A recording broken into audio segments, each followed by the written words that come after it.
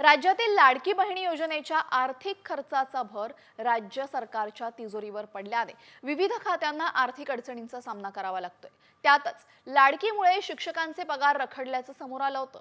याबाबत विचारलं असता अर्थमंत्री अजित पवारांनी थेट पत्रकार परिषदेतूनच मंत्रालयामध्ये अर्थसचिवांना फोन लावला।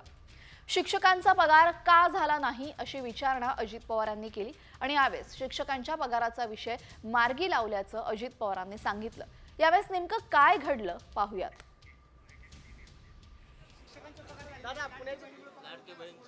कुठल्या शिक्षकांची? प्राथमिक शिक्षक माध्यमिक कोण रे?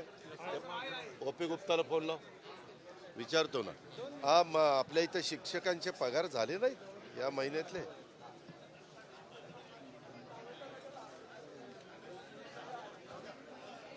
ठीक आहे, आलं लक्षात। ठीक आहे, ओके। ACS फायनान्सनी सांगितलं आपण पगाराचे पैसे सगळ्या डिपार्टमेंटला उपलब्ध करून दिलेले आहेत।